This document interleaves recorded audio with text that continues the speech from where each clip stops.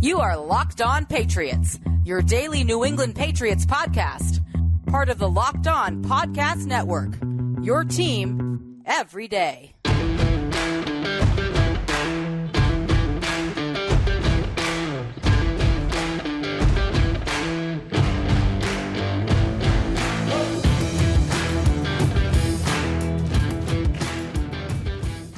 Welcome back to a special crossover edition of the Locked On Cowboys and Locked On Patriots podcast, part of the Locked On Podcast Network, your team every day. We'd like to thank you for making us your first listen of the day. This crossover Thursday episode is brought to you by PrizePicks. PrizePicks is the easiest and most exciting way to play daily fantasy sports. Go to prizepicks.com/LockedOnNFL and use promo code LockedOnNFL, all lowercase, for a first deposit match worth up to $100. I am your host, Marcus Mosher of Locked On Cowboys. You can follow me on Twitter at Marcus_Mosher. Joining me today is a fantastic guest. It's Mike Debate from Locked On Patriots. Go follow him on Twitter at MDebateNFL. Mike, the last time that we did this show, the Cowboys and Patriots, back in 2021, we had a fantastic game. I can only hope that we have something similar this Sunday in Dallas. Yeah, absolutely. It's always a lot of fun when these two teams play each other. Two fan bases very rich in history, very rich in success, and two teams right now that are either playing at a high level like the Dallas Cowboys. No, I'm not counting last week. I think it was an anomaly, and I think you're going to see the real Cowboys coming back here this week.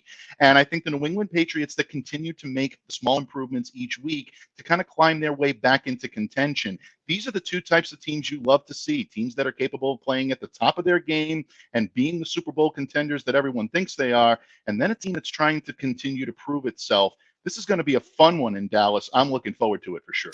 Yeah, the Cowboys and Patriots don't play all that often, but over the last 2 decades, when they have played, they've been some really good and entertaining games. I expect that we'll get another one on Sunday. Let's talk about some of the biggest storylines for this game.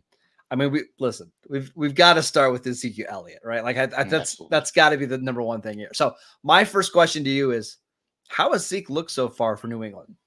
So far, I think Zeke has looked great coming into New England, playing in a new system that has risen above that because of the veteran savvy and the veteran leadership that he provides. In the first 2 games, you didn't see Zeke utilized as much as I believe he should have, but he definitely cured that in week 3 against the Jets.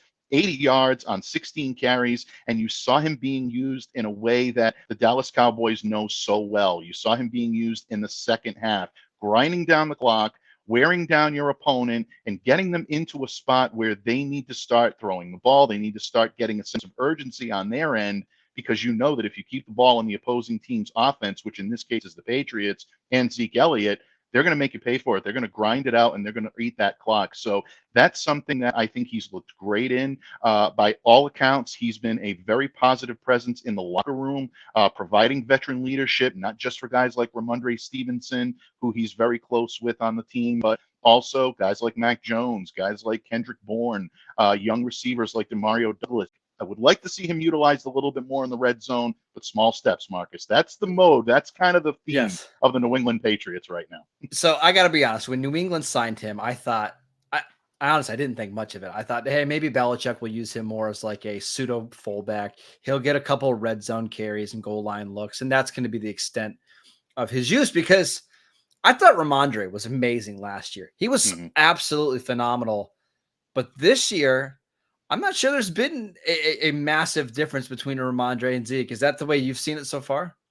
Yeah, I think right now in general, Marcus, the running game has been a challenge for the Patriots to get on track. Now, a lot of that is because of a makeshift offensive line in the first 2 games, a lot of injuries to that O-line. The Patriots did not have a continuity based unit to run behind. And because of that, seams weren't being opened up, holes weren't being provided, and it provided a lot of stops before the line of scrimmage. So before I get on Ramondre or even Zeke Elliott for that, a lot of that does have to go to the offensive line just not being able to be in position to provide them the room and the opportunities to do what they need to do. But that being said, yeah, there has been a little bit less. Ramondre has been a little bit slow to get into his groove. You're not seeing the same explosion. Now, I'm not going as far as to say this could be a third-year slump for Ramondre Stevenson. He's still their primary lead back. But it's definitely a comfort for the Patriots to know they have someone with Zeke's skill set and savvy to be able to spell him if he's not up to the challenge. We'll see what happens this week. I think the Patriots are going to need both of them at top speed to be able to handle this Dallas defense. And that's the biggest storyline for the Cowboys going into week 4 is can they solve their run defense issues? They were a disaster last week against Arizona. They gave up 189 yards rushing in the first half against the Cardinals, who were running James Conner and Josh Dobbs and an offensive line that's not very good. I think you're going to see Bill Belichick and Bill O'Brien really challenge them here in week 4. Like, hey, how well can you stop the run? Because you're going to see it over and over again. I'm a little bit nervous about this Cowboys defense. I think there's a chance that they just don't get very many 3rd and longs to tee off on Mac Jones. The Patriots are always ahead of the chains. And when they do throw the ball, it's a lot of screens, a lot of quick passes. The Cowboys have to show that they can stop the run in order to get the right to rush the passer on 3rd down. For me, that's easily the biggest storyline coming out of Dallas going into this matchup. Yeah, without question. And I'm glad that you mentioned that, because something to watch if you're a Cowboys fan, or something to watch definitely if you're a Patriots fan. Cole Strange has been a little banged up the last couple of weeks. He's been battling a knee injury since training camp, caused him to leave the game on Sunday against the Jets. Now, he did practice on Wednesday, so we're not sure of what his status is going to be. But if that interior of the offensive line is weakened at all, it may compromise the Patriots' ability to be able to run the ball effectively. And in that case, the tackles have to be right on their money, because you know that Dallas defense is just dying to tee off on Mac Jones on 3rd down. And that's where the Patriots are most vulnerable. So potential underlying radar type matchup to watch there is Cole Strange against that Dallas interior. That's going to be interesting to watch. Let's talk about some more matchups that we are looking forward to seeing, including a certain Cowboys receiver against a rookie defensive back. We will get to that next. Locked On listeners, no matter why you shave, Harry's has you covered for the best shave of your life at a price you are absolutely going to love. From their legendary high-quality razors to skin products like exfoliating face wash, hydrating lotion, Harry gives you a premium shave without the premium price tag. I've been using Harry's for years, and I can tell you it is the smoothest, most comfortable shave I've ever had. And what's even better is that smooth shave doesn't have to be rough on my wallet. The starter set, a $13 value for just $3 at harrys.com/NFL. It includes a 5-blade German-engineered razor-weighted handle, foam shave gel, a travel cover, everything you need right in a beautiful package. And you can schedule delivery for refills for as low as $2. That's half of what you're going to pay for other blades in any other location. It's why Harry's has the highest customer service satisfaction in the shaving industry. So get your best shave ever with Harry's razors and skincare products. Get a $13 starter set for just $3 at harrys.com/NFL. That's harrys.com/NFL for a $3 starter set. Welcome back to this crossover edition of the Locked On Cowboys and Locked On Patriots podcast. We want to thank you for making us your first listen every single day. Mike, let's talk about some of the matchups that we're excited to see on Sunday. On both sides of the ball, we've got some really intriguing battles going on, but which one are you the most interested in seeing? Well, I'm going to cheat a little bit. I'm going to go with the obvious one that everybody's looking forward to see, because he's one of the biggest stories in Boston right now. And I'm sure this is one Dallas Cowboys fans are looking forward to as well. And that is rookie Christian Gonzalez matching up with the ever-talented CeeDee Lamb of the Dallas Cowboys. Look, CeeDee can beat you in so many different ways. So capable of playing in different alignments and multiple alignments that are going to allow him to win his battles. One of the most talented receivers in the NFL. But Christian Gonzalez, even as a rookie, has shown a wisdom, a counsel, and he's shown a skill set beyond his years on the field just in 3 games. While facing 5 of the league's best receivers, Marcus, in the last 3 games, 74 routes. He's covered some of the best receivers in the league. I'm talking A.J. Brown, Tyreek Hill, Garrett Williams. Gonzalez has allowed only 10 catches for 102 yards, 0 touchdowns, 1 interception, and a pass breakup. The longest completion that he's allowed so far this year, 23 yards. Now, that inexperience is supposed to prevent you from putting up numbers like that. But Christian is already doing that. He's at his best in man coverage without question, and I think that's exactly how the Patriots will deploy him. But the fact that he never takes his eyes off the quarterback is something that Dak Prescott is going to have to adjust for this week, because Christian can be effective in zone concepts as well if he's noticing that his eyes are completely fixated on the quarterback rather than his target. So I'm looking forward to really, really seeing this and what CD is going to be able to do against him, because this may be his toughest test to date in terms of versatility. This is the one I really want to watch. Yeah, and it's the same for me, right? Because CeeDee Lamb does a lot of his best work from the slot. We just haven't seen Christian Gonzalez play in the slot a ton this year. I think I looked at the numbers this morning. I think it's 17 slot snaps. I do think he's got the feet and the athleticism to play in the slot, but it's a whole different ball game playing inside. You got to do everything just a little bit faster, a little bit quicker. Does Gonzalez follow CeeDee Lamb into the slot? Did the Cowboys keep CeeDee Lamb away from the outside so they can get him more free releases? It's something I'm interested in seeing. But I'm also, I want to see the other receivers in this as well, because if Gonzalez is covering CeeDee Lamb like you and I both expect, how do the Patriots match up with Brandon Cooks and Michael Gallup? For Cowboy fans that might not know, Marcus Jones, their starting slot corner, out with a shoulder injury. Jack Jones, one of their other outside corners who had a fantastic rookie season last year, he's out with an injury. So that, I mean, at least on paper, would suggest that the Cowboys could maybe have an advantage here with Brandon Cooks and with Michael Gallup. If the Patriots do decide to take away CeeDee Lamb, like we've seen Bill Belichick do before, we're going to take away your best receiver. Does Dak Prescott trust his other receivers enough in one-on-one coverage to have success? It's just a whole Cowboys passing offense against these Bill Belichick corners. I'm fascinated to see. I'm fascinated as well, because there are a lot of options that the Patriots could use. One of the big keys in the Patriots being able to do that and defend someone as speedy and as explosive as Cooks has the potential to be is Jonathan Jones. Jonathan is their normal perimeter corner. He missed last week's game. He's been giving his all during practice, but he hasn't been able to be at full 100%. Now, he is out there on the practice field this week, so that's one that Cowboys fans, Patriots fans need to continue to watch. And Jonathan is excellent in coverage. He's been someone that has been able to erase Tyreek Hill on occasion. And Tyreek Hill is someone that can be effective both on the boundary and in the slot as well. So if there is an option to cover some of these guys, the health of Jonathan Jones is going to be paramount from that. If Jonathan's not able to go in this, then you're down 3 Joneses in the defensive backfield for the New England Patriots. That's potentially disastrous, especially against a team as explosive as Dallas. You're looking at guys like Miles Bryant, Sean Wade, who need to step up and play better. You might even see a rookie named Amir Speed, who's been a primary special teamer right now, have to step up and take on some of these speedy guys. That's a very good matchup to watch, Marcus, and a very good point because the Patriots are definitely feeling their injuries, especially in the defensive backfield. I also want to look at the defensive line for the Patriots. And everybody knows Matt Judon. I'm sure by now everybody knows Josh Uche after having, 12 sacks in his last 12 games or something ridiculous like that. The guy that I'm keeping an eye on here is Keon White, their second-round pick from Georgia Tech. Now, the Cowboys' injuries on the offensive line, we still don't know who's going to play. Tyron Smith was ready to play last week, got hurt in Saturday walkthrough, didn't play. They have Zach Martin, who hurt his ankle in week 3, didn't play in week 4, didn't practice on Wednesday. Their center, Tyler Biotish, got hurt in their Friday practice with a hamstring injury. He didn't play in week 3.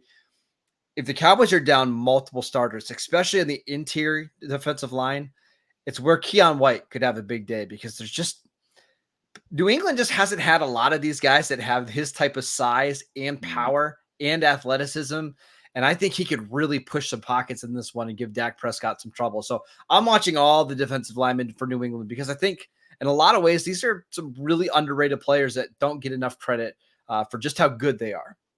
Yeah, New England's defensive line is an interesting storyline to follow this week for a lot of reasons. First of all, Daniel Ekuale, one of their top sub rushers in a reserve role, is on injured reserve. Daniel is a big part of what these guys are able to do when it comes to stuffing the run and even getting after the passer. So his absence is going to create a void in that defensive line. So how do you go ahead and you fill it? Well, Devon Godchow is also banged up a little bit. He actually left Sunday's game against the Jets as well with an ankle injury. Back on the practice field this week, but we still don't know enough about his condition to know if he's going to go and what he's going to be like. So that's going to put pressure on guys like Dietrich Wise Jr. to step up. Christian Barmore probably is going to be asked to play a much bigger role. He had a pretty good game rushing the passer against the Jets last week. And you mentioned Keion White. And Keion White is one of the more interesting prospects on this team because of his ability to do so many things well.